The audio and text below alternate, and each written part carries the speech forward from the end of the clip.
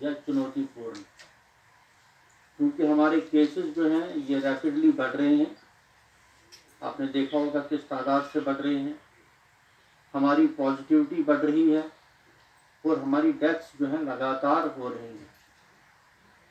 जहाँ तक active cases का सवाल है, इस वक्त हमारे पास जम्मू कश्मीर में 13,400 से ज़्यादा एक्टिव केसेस हैं। जो पिछले साल की पीक थी वो लगभग 22,000 एक्टिव केसेस की थी। रिकवरी रेट हमारा 89.6% है। मॉर्टेलिटी अगर देखेंगे, फैटलिटी, तो पिछले साल जो का अगर जोड़ कर देखें क्यूमुलेटिव बेसिस पर, तो फैटलिटी 1.38% थी। लेकिन अगर अप्रैल के महीने में हम देखें इस साल, तो 77 डेथ्स हो गई हैं अप्रैल में, और फैटलिटी जो है ये 0.4% है। पॉजिटिविटी जहाँ तक सवाल है, तो हमारी अप्रैल में पॉजिटिविटी 2.5%, जो पिछले साल की क्यूमुलेटिव पॉजिटिविटी से ज़्यादा। और कल के दिन की अगर पॉजिटिविटी देखें तो ये 5.2% है। और रेट ऑफ ग्रोथ जो केसेस का है ये 12.8% है, जो चिंताजनक। तो हमारा जो ग्राफ है ये स्टीपली राइज कर रहा है, इसलिए हमको इसमें विशेष ध्यान देने की ज़रूरत है। जो स्ट्रेटजीज हम अभी फॉलो कर रहे हैं, 5 पिलर्ड स्ट्रेटजीज हैं कोविड-19 को डील करने के लिए। सारा कुछ स्टार्ट होता है टेस्ट से। जितने ज़्यादा हम टेस्ट करें उतने ज़्यादा पॉजिटिव केसेस को हम आइसोलेट कर सकते हैं और इन्फेक्शन को फैलने से बचा सकते हैं। तो ये पहली स्ट्रेटजी। दूसरी स्ट्रेटजी है कंटेनमेंट, कॉन्टैक्ट ट्रेसिंग, सर्वेलेंस, ये इसमें आते हैं।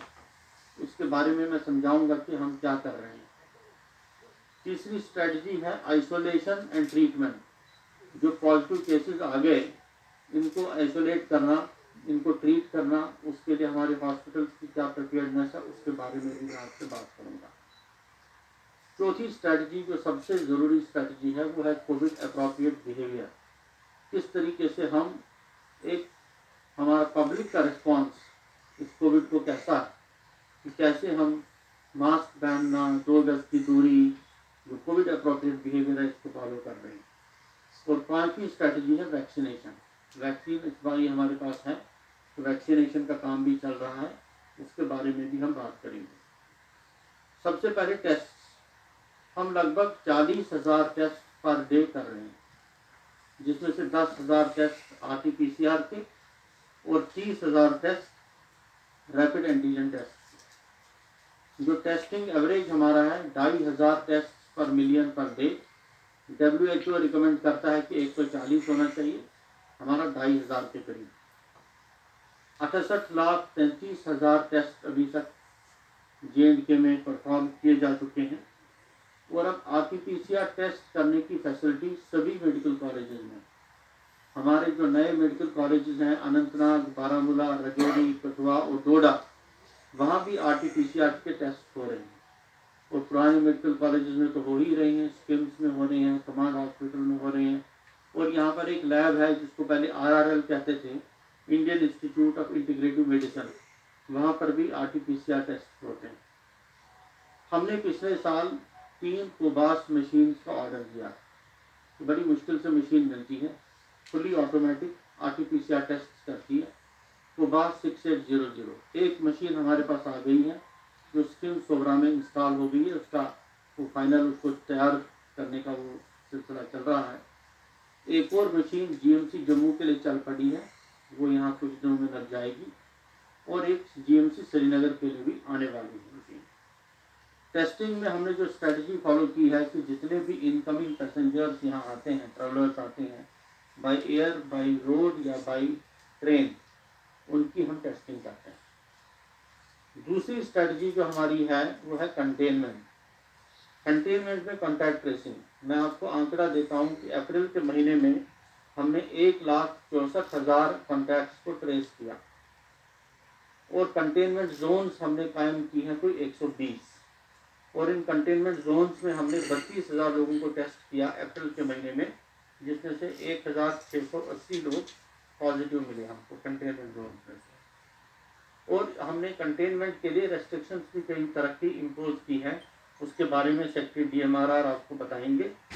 और कुछ रेस्ट्रिक्शंस हैं, जैसे एजुकेशनल इंस्टीट्यूशंस को बंद किया गया है, उसमें स्कूल्स हैं, कॉलेजेस हैं, यूनिवर्सिटीज़ हैं। फिर गैदरिंग का साइज़ हमने डिटरमिन किया है कि आउटडोर में 100 से ज़्यादा लोग इकट्ठे नहीं होंगे, इंडोर्स में 50 की सीलिंग रखी है, फ्यूनरल्स में 20 की रखी है। नाइट कर्फ्यू लगा दिया गया है ताकि मूवमेंट को रिस्ट्रेन किया जाए। शॉप्स के बारे में भी फैसले हुए हैं और पब्लिक ट्रांसपोर्ट के बारे में भी फैसले हुए हैं। तीसरी स्ट्रेटजी जो हमारी है, आइसोलेशन एंड ट्रीटमेंट। हमारे इस वक्त 12,600 केस जो हैं वो होम आइसोलेशन में, उनका घर में ही इलाज चल रहा है। और अगर उनको ज़रूरत पड़ती है तो हमारी कोशिश रहती है कि जल्दी से जल्दी उनको हम अस्पताल शिफ्ट करें जब उनकी वैसी हालत हो जाती है। हॉस्पिटल में हमारे पास 807 पेशेंट थे कल की तारीख में, कल के आंकड़े बता रहा हूँ, जिसमें से 48 पेशेंट वेंटिलेटर पर हैं और 534 पेशेंट जो हैं वो ऑक्सीजन सपोर्ट पर हैं। कुल वेंटिलेटर्स की तादाद जो यूनियन टेरिटरी में है, जो कोविड के लिए हमने मखसूस की है, ऐसे तो वेंटिलेटर ज़्यादा है हमारे पास, वो 600 के करीब हमने कोविड के लिए इस टाइम ईयरमार्क करके रखे। बेड्स की बात अगर हम करें, कैटेगरी 1 और कैटेगरी 2 के जो टोटल बेड्स हमारे यहाँ हॉस्पिटल में, जो जिला अस्पताल भी आते हैं, सब डिस्ट्रिक्ट हॉस्पिटल भी आते हैं, जो ईयरमार्क किए हैं हमने कोविड के लिए, वो 6000 के करीब है, रफली 6000 के करीब। और 807 पेशेंट हमारे जो इन हॉस्पिटल्स में हैं, ये ऑक्यूपेंसी बनती है 13% की। इसके अलावा हमारे कोविड केयर सेंटर्स जो हमने लास्ट ईयर सेटअप किए थे, कोई उनमें 15,000 की कैपेसिटी है, लेकिन उनकी ज़रूरत इसलिए नहीं पड़ रही है क्योंकि आजकल लोग होम आइसोलेशन में रहते हैं, जो कि पॉजिटिव केसेस हमारे पास सामने आते हैं। ऑक्सीजन सपोर्टेड बेड्स की बात अगर हम करें तो हमारे पास 2,500 ऑक्सीजन सपोर्टेड बेड्स हैं और ऑक्यूपेंसी 534 है, 20% के करीब। ऑक्सीजन इन्वेंट्री की बात अगर हम करें, हमारे पास बल्क सिलेंडर्स जो होते हैं वो 10,000 के करीब हैं और मीडियम टाइप सिलेंडर्स जो B टाइप सिलेंडर्स होते हैं ये 3,500 के करीब है। हमने एक प्रपोजल यहाँ पर अप्रूव किया था ऑक्सीजन जनरेशन प्लांट्स लगाने का, सभी डिस्ट्रिक्ट हॉस्पिटल्स में, सभी एसोसिएटेड हॉस्पिटल्स में और कुछ सब डिस्ट्रिक्ट हॉस्पिटल्स में। कि कश्मीर में 19, जम्मू में 17, कुल मिलाकर 36 हॉस्पिटल्स में ऑक्सीजन जनरेशन प्लांट्स लगाने थे ताकि वो सेल्फ सफिशिएंट हो जाते ऑक्सीजन की जनरेशन में और पेशेंट्स को बिना किसी इंटरप्शन के ऑक्सीजन मिलती। इन 36 अस्पतालों में से 23 अस्पतालों के ऑक्सीजन जनरेशन प्लांट अगले 1 हफ्ते में लगने जा रहे हैं। वो आगे हैं, कई तो लग चुके हैं, उनका इंस्टॉलेशन चल रहा है। तो इनके 23 के लगने से लगभग हमारे 2000 एडिशनल ऑक्सीजन सपोर्टेड बेड्स जो हैं हमको जम्मू कश्मीर में मिलेंगे। जहाँ तक लॉजिस्टिक्स का सवाल है, वो PPE किट्स हुए, N95 मास्क हुए, VTMs हुए, रैपिड एंटीजन टेस्ट के किट्स हुए, RT-PCR के किट्स हुए, RNA एक्सट्रैक्शन किट्स हुए, इन सब की तादाद हमारे पास सफिशिएंट क्वांटिटीज में अवेलेबल है। चौथी स्ट्रैटेजी की मैं बात करूंगा और यहाँ पर मुझे आप सबका कॉपरेशन चाहिए, वो है कोविड अप्रोप्रिएट बिहेवियर। हमको मीडिया का बहुत साथ मिला, लोगों में ये मैसेज फैलाने के लिए ये अपील बार बार गई है कि सोशल डिस्टेंसिंग को फॉलो करें, मास्क पहने। मास्क खुद में एक वैक्सीन है, इसकी एफिकेसी हो सकता है जो मॉडर्न वैक्सीन है उसके मुकाबले में थोड़ी कम हो, लेकिन ये भी एक वैक्सीन है, वैक्सीन की तरह, इसको सोशल वैक्सीन कहते हैं। तो ये मास्क का पहनना बहुत ही ज़रूरी है और हैंड वॉशिंग या हैंड को सैनिटाइज करना बार बार, ये बहुत ही ज़रूरी है। इस मामले में कोविड अप्रोप्रिएट बिहेवियर के बारे में हमें मीडिया के साथियों 2 चीज़ें, एक तो जहाँ तक आपने इसकी बात की टेस्ट कैच RT-PCR इसको कैच कर पाता है कि नहीं कर पाता, ये एक चैलेंज है। इसके बारे में अभी हमारे पास सोल्यूशन नहीं है, लेकिन हमारे पास, मैं ये बताना चाहूँगा कि वेरिएंट्स की जब बात की आपने, कुल मिलाकर जो हमको कंफर्म्ड केसेस आ गए UK वेरिएंट्स के या बाहर के वेरिएंट्स के, वो कुछ हमारे पास 28 केस आए हैं जम्मू में, और कश्मीर में कोई भी नहीं आया अभी तक। तो वेरिएंट्स अभी तक उतने एक सीरियस चैलेंज के रूप में हम उसको नहीं देख सकते हैं। अभी तक हमारे RT-PCR टेस्ट जो हैं सभी लोगों को जो भी पॉजिटिव हैं उनको कैच कर पा रहे हैं। और दूसरा सवाल आपका क्या था? सर्जरी से लेकर सर्जरीज के बारे में मैं बात बताऊंगा। हमें अवॉइड करना चाहते हैं कि पेशेंट्स का मिक्सिंग अप हो जाए हमारे हॉस्पिटल्स में, कि कोविड भी है, नॉन कोविड भी है, एक सुपर स्प्रेडर्स बन जाते हैं ये। जो भी कोविड पेशेंट अगर आ जाए तो वहाँ पर ओपीडी में, तो आप देखिए जितने भी वहाँ आसपास के लोग हों सबको इन्फेक्ट कर देगा। तो इसलिए और डॉक्टर्स में भी प्रेशर काफ़ी बढ़ जाता है। जबकि कोविड के पेशेंट्स, इन्फेक्शस डिजीज जो पेशेंट्स आते हैं, तो हमको मजबूरन जो रूटीन सर्जरीज हैं, जो पोस्टपोन्ड सर्जरीज हैं, जिनको पोस्टपोन किया जा सकता है, उनको पोस्टपोन करना पड़ता है। लेकिन इसका मतलब ये नहीं है कि इमरजेंसी सर्जरीज हों, कैंसर पेशेंट्स की ट्रीटमेंट्स हों या कोई ट्रॉमा के केसेस हों, इनको हम रिफ्यूज़ करेंगे, वैसा कुछ नहीं है। उनको हम कभी रिफ्यूज़ नहीं करेंगे। 1000 डोज के करीब एडमिनिस्टर किए हैं। हेल्थ केयर वर्कर्स का जहाँ तक सवाल है, 74% उनका वैक्सीनेशन हो चुका है।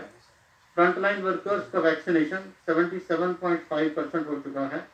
और 45 साल से ऊपर जो लोग हैं उनका 36.76% वैक्सीनेशन हो चुका है, फर्स्ट डोज। अभी उनका फर्स्ट डोज जो है, सेकेंड डोज अभी शुरू हो रहा है उनका। और रिस्पॉन्स जो पब्लिक का आजकल देखने को मिलता है वैक्सीनेशन की ओर, वो काफ़ी अच्छा है। हमने कल भी कोई 60,000 से ज़्यादा लोगों को वैक्सीनेट किया था। और वैक्सीनेशन अब 7 दिन बिना किसी छुट्टी के वैक्सीनेशन चल रहा है।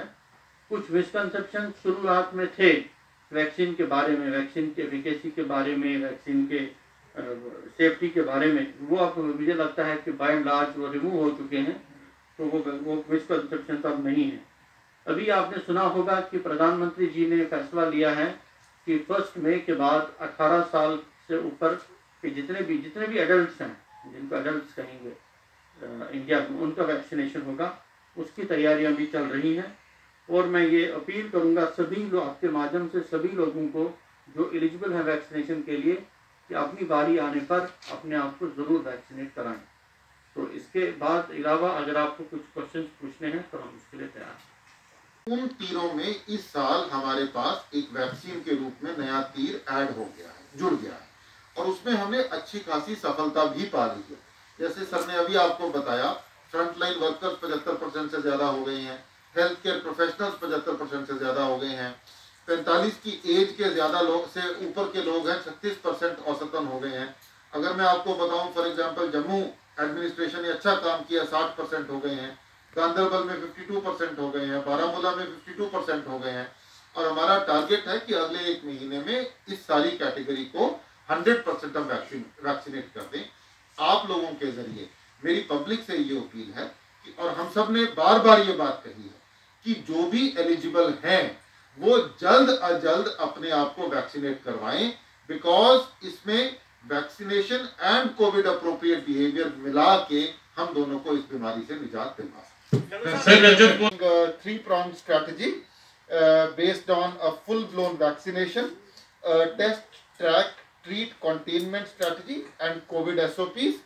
And I now request Financial Commissioner Health, Mr. Atal Dulu, to give you a detailed briefing of the situation as it exists today, and following which we will be open for any kind of questions that you may have.